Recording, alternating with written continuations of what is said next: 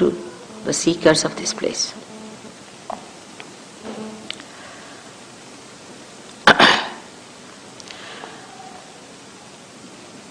We have seekers in the modern times. It's something very unique. We never had seekers before, at least not so many. There used to be people who would seek money, as there are many who are seeking these days, who would seek countries after countries, the power.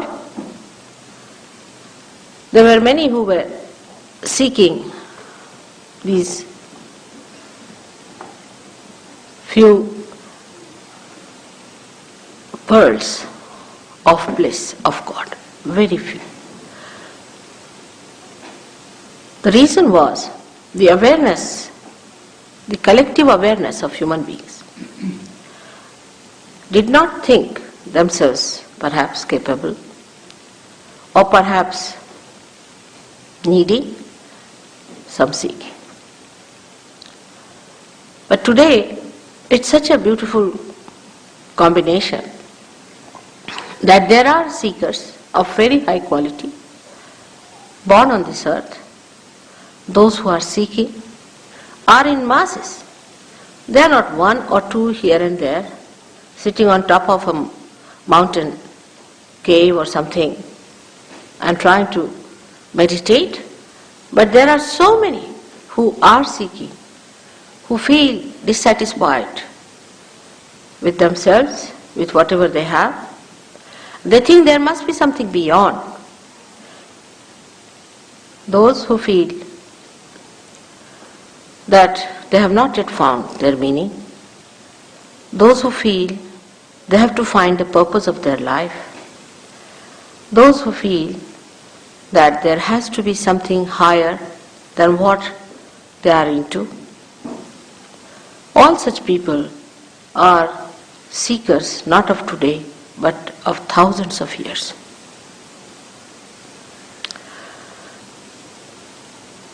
At the time of Christ, there were none, I should say, because even the ones Christ took as his disciples, they were actually forced into it, and he had to go and seek them and find them out and tell them about it. So we have to say that these are very important times in the history of creation where there are so many seekers. But the problem with the seekers today is this, that they don't know what they are seeking. They have no idea as to what to seek, how to seek, what to expect. It's an unknown area they are entering into. It's very unknown to them. And this unknown area which they are seeking is now represented by so many people. Everyone says, I am the one who will deliver the goods. Another one says, I am the one who can do it. Naturally, confusion is created. As it is, modern times are the times of confusion, great confusion. And when such a confusion comes in, then only we find out a great solution also, a permanent solution to solve the problem once for all. There has been never such confusion in the minds of human beings as it is today, as to the right or wrong. Never so much. Whatever was said, this was not good, they would do, knowingly that they are doing wrong. If they were good people, they would say, all right, this is good, we'll do the good. But everybody knew that this was wrong or right. They may do it. But today, no one knows what is wrong and what is right. Apart from wrong and right, it's much beyond that. You have to know yourself. Because this awareness is within us that we do not know ourselves. We do not know the absolute. We live in a relative world. Of this, everybody seems to be conscious, maybe in the subconscious or maybe in the unconscious. But definitely there's a feeling in every one of us that we do not know. And it's a very honest feeling. It's a very sublime feeling that we have to know something more. Now when we say the word know, we think as if I would say, I don't know about Derbyshire, I have never been there. Now this means what? I don't know about Derbyshire. Don't I know about Derbyshire? I can read it in the books, I can find out. I can know all the history of Derbyshire. I can find out who are the people who were making beautiful porcelain here. I can find out all about their history, everything I can read about it. Still, why should I say I don't know anything about Derbyshire? Because I have not been to Derbyshire before. I have not been to Derby. I have not been to this area. I have not seen this place. I have not visited it. I have had no experience of this place, so I don't know about it. This is exactly what is the situation. The situation is that we do not know about the divine. We have read about it. We have heard about it. So many people have written about it. Once they know there's an inquiry about it, they come out with books. Books after books, thousands of books they have written. How many of them are true and how many of them are untrue? It is impossible to find out because we do not actually know. Supposing somebody says that Duke of Bedford was born in Derbyshire. All right. How will I know? I would not know till I meet somebody who is really belonging to that place, who knows about it. In the same way, the knowledge that we have also about divine is very confusing. But this is not knowledge. This is never the knowledge. The idea of knowledge comes to us as if it is a kind of an answer to our inquiries which is rational, which we can understand intelligently through our intelligence. But now this area is beyond intelligence, beyond rationality.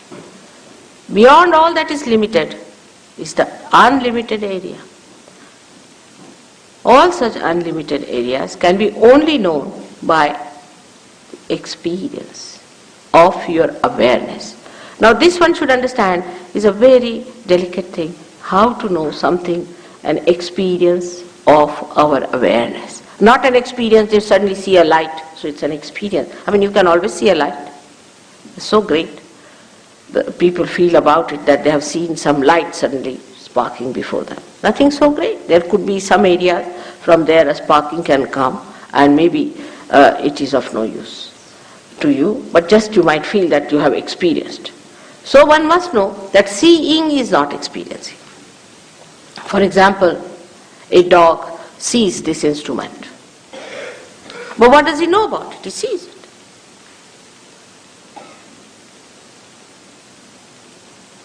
Awareness, the human awareness, has so many great things about itself compared to the animal awareness.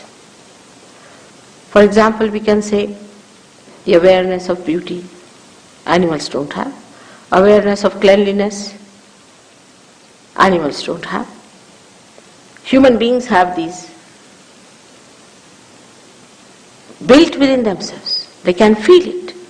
They can feel it on their central nervous system. So whatever is your awareness is to be felt on your central nervous system. It's not just an imaginary thing or an intellectual discussion. Yes, I know, I know. Not that. The knowledge should come to you through your feelings. Like, I can feel this is hot or cold. But a stone will not feel anything. In the same way, the feeling has to come through your central nervous system. That means your awareness itself has to be charged. It has to get a new dimension. Your awareness itself has to get a new dimension. All other experiences has no meaning whatsoever in evolution, if you see. In evolutionary process, it is the awareness that improves, receives better and better dimensions.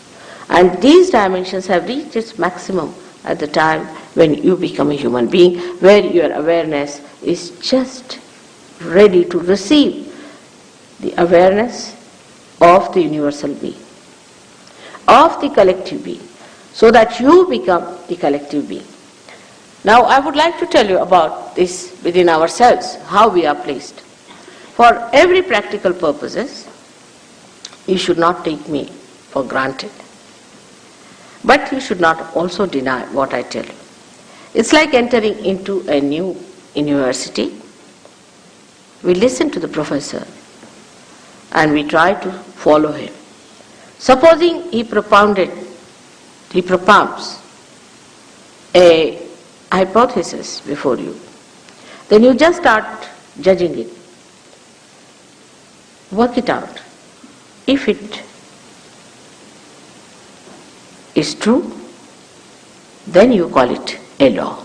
In the same way, we should enter into this new understanding by first seeing it, not denying it. Then if it is true, then we have to believe it. There should be no blind faith about SAHAJA. Blind faith does not help at all. Neither there should be a denial.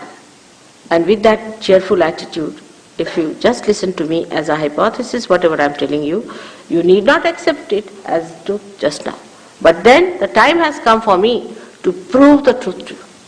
And the truth can be proved to you.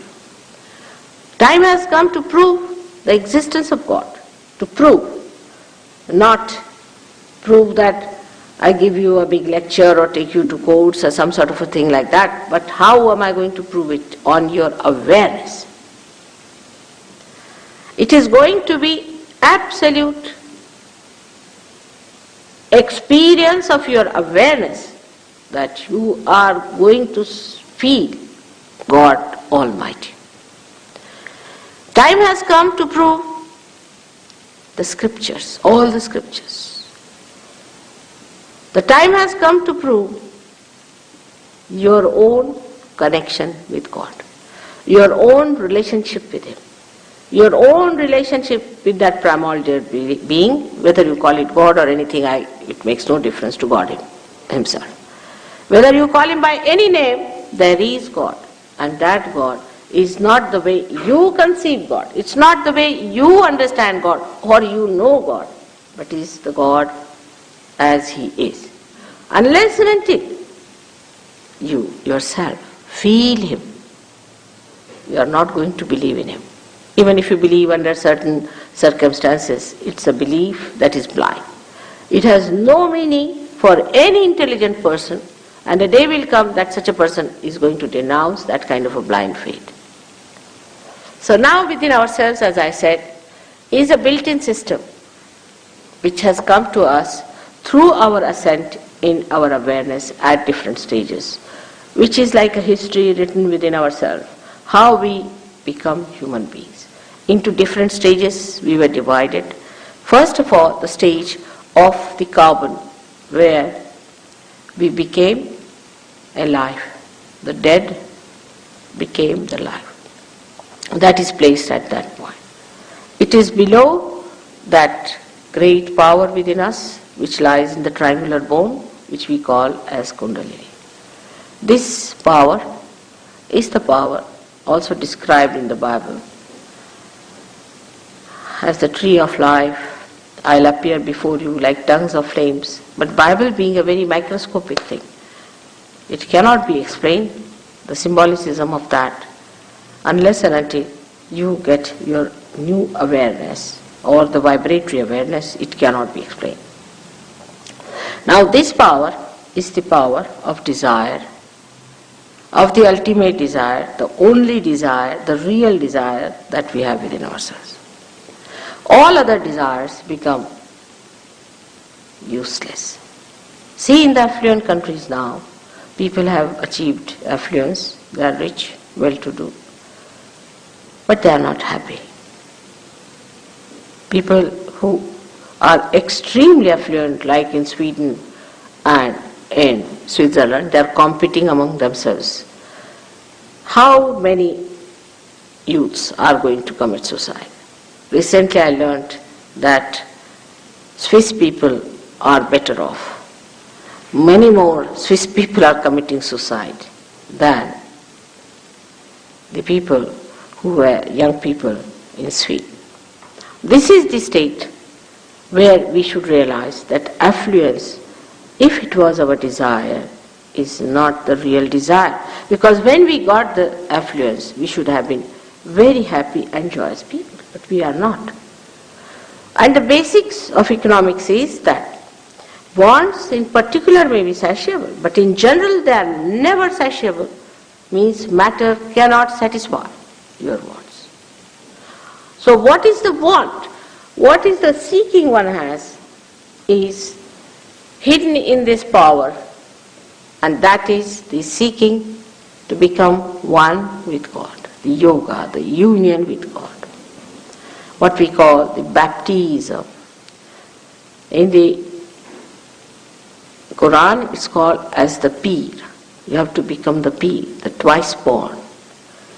It is described in various languages, but the same thing that they have described is the same in every scripture. If you try to follow what it means, you'll be amazed that they all said the same things.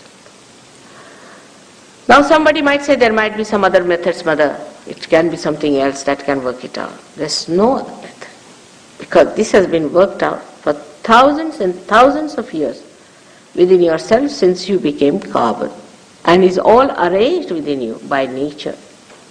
Like somebody can say that a seed has to sprout by some other method. There is no other method for a seed. The seed has got a primule, and the primule has to be awakened, is the only way it works out. In the same way it is going to work out in all of you. This power is to be shaken within you. It is to be awakened within you. If it is awakened within you, it rises. But what is this power? This power is to become one with the Spirit. So this power knows that it has to become one with the divine. Now, we have so many other desires, so we should say, how is it related to that? It's like this, that we have to say, come to the Vishal and meet you all people. Now we come all the way, we come up to Guildhall, come up here, and don't meet you. Then all my coming, all my traveling is useless because I have not met you. It has no meaning whatsoever. In the same way, all other desires are just to accomplish this desire, the ultimate desire, the desire to become one with the divine. Lots of things can be said about Kundalini. I must have spoken hundreds of times about Kundalini, and to know more about it, you will have to get to Sahaja Yoga and know more about it. But just now, I have told you in brief what is this Kundalini and how it is placed there. Now above that is the second, actually the second one we treat as the third one, it looks here, is the power of, I was saying up there, this is the center of our seeking. This center is called as the nabhi chakra, which gives us our seeking. When we are in the state of animal, then we seek food through our stomach. And you will be amazed then when we become human beings, also we seek our money through our stomach. We may get little diverted here and there, but ultimately we even seek our God through our stomach. Surrounding this stomach is the area where one has to cross.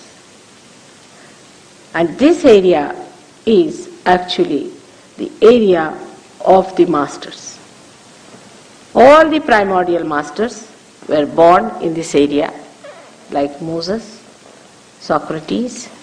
There are main basic 10 primordial beings who came on this earth, who came to give us an idea as to our seeking, what we have to do. Basically they came here to teach us how to balance ourselves, how to balance so we can ascend. Now all these great prophets or primordial beings, we should say they were the ones who were the masters, they came to inform us that if you cross too much onto the left side or too much on the right side, then you will be falling in your sustenance, in your quality as a human being. As a human being, you have to have a sustenance. And this is the center that gradually unfolds the sustenance from animal to higher animals and to human stage, where a person starts realizing that these sustenances exist within us. That's how all our laws have come. The 10 commandments of the Bible are the 10 sustenances that are within us. These are the 10 gurus who came on this earth to save human beings from getting out of the middle path, going more to the left and more to the right. Now the left side, as you see here, is the side which is the emotional side within us, is also the power of desire, is the emotional side which gives us our subconscious, and beyond that is our collective subconscious. On the right hand side, we have another power of action, that our desire we try to put in the action, and this power of action gives us our future and sustains our physical and mental activities. As a result of that, we develop an institution in our head called ego. Everyone has it. There's nothing to be frightened of. When we do something, we feel we have done it. And that is a myth. But still, we carry on with the myth because we have not yet seen the reality. The another one is the left side power within us, by which we receive the aggression of others, by which we have our past, gives us an institution as a byproduct of our activity, emotional activity, an institution like a balloon you will see there called as supari. These two things meet in the head just like this. As you grow and a calcification takes place on top of your head near the fontanelle bone area, and this soft area which is pulsating in childhood becomes completely covered. Thus you developed your I-ness. You become Mr. X, Y, Z and all that. You develop your own freedom. This is the freedom that you have achieved to be Mr. X, Mr. Y, Mr. Z. After achieving this, you start using the second center, which is the center of your creativity, the center of your action. Animals do not have any ego. Of course, if they live with human beings, they may develop. But otherwise, they have no ego at all. And if you do something wrong, you feel hurt, you feel guilty. Animals never feel guilty. Because it is in their nature to kill another animal, it is in their nature to eat, so they never feel guilty. It's only human beings who say, oh, I should not have said this, I should have not done this. This is only human quality that we feel guilty. It is only human quality that we aggress others.